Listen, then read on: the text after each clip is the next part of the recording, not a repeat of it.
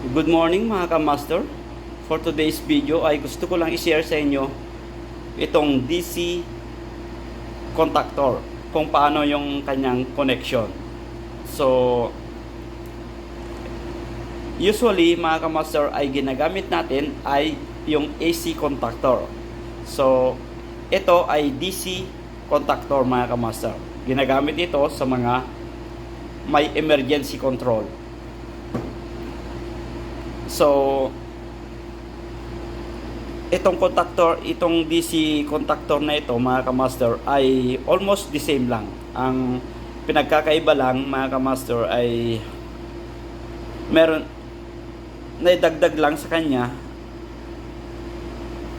yung nilagyan lang ng diode at saka resistor sa kanyang coil.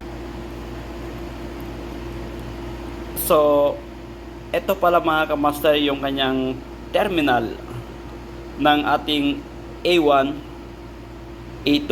Dito natin sinusuplayan ng 110 volts AC. Bakit AC? Bakit mga ka-master? Ang tanong mga ka-master, bakit mga ka-master AC yung isusupply natin yan, pero DC yung ating magnetic contactor? So pag sinuplayan natin nito mga ka-master sa ating A1, A2 niya ng AC volts, dadaan rito sa ating rene-rectify yung ating diode, yung ating BAC para maging DC bago pumasok sa kanyang coil. So ganun lang mga ka-master. So bali yung kanyang auxiliary ay pareho lang sa ating AC contactor, mga AC contactor. So as you can see mga ka-master, ang pinagkaiba lang yung itong naidagdag na diode. So ayan mga ka-master, ito yung kanyang auxiliary contact, normally open at normally close. Ang nasa taas normally close at normally open yung nasa baba. At ito naman sa kabila, dalawang normally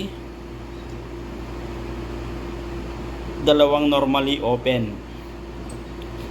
At yung contact naman, yung kanyang power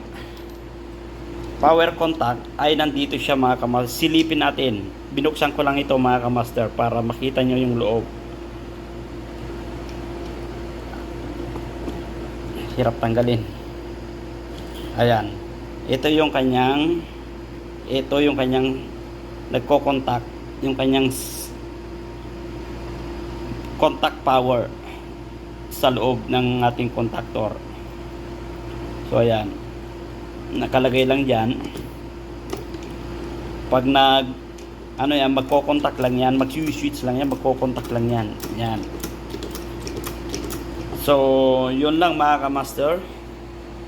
Sana nagkaroon na naman kayo ng idea dito sa aking munting video. Kung bago ka pa lang sa aking channel, paki-subscribe na lang at hit the bell button para ma-update ka sa aking mga susunod pang mga video.